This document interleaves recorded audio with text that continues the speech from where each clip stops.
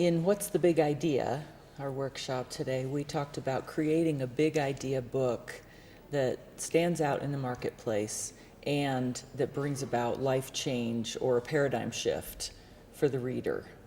And we looked at a 7-step process in which we ask some questions as we go through to make sure that we're actually going to have that book reach its intended audience. And there's a quote that I like that talks about how people read because they want to, or they read only what they want to read, and they don't read what we think they should read, but they read what they want to read. So you want to create a book that is going to be something somebody wants to read. So the first step in that process is to identify what kind of problem or an issue that the reader might be dealing with. And that's usually where your book idea came from in the first place. And you're going to look at how that problem might actually be overlooked.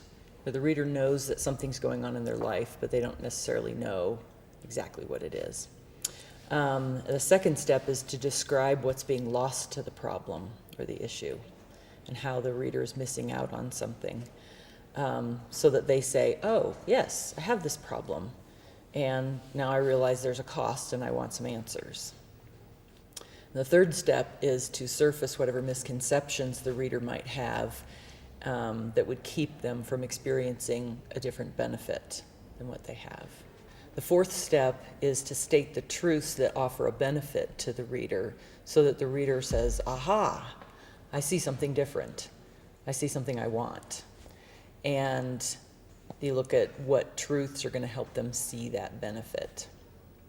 The fifth step is to tear down whatever strongholds or beliefs, or maybe even look at the influences that the reader has, the sin in their life or the fears that would keep them stuck with that problem.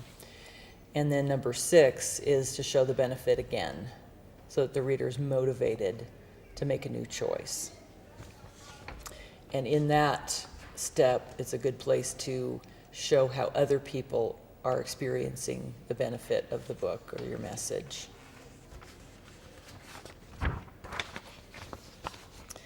And then finally, step 7 is to lead the reader to and then through a choice to make a change.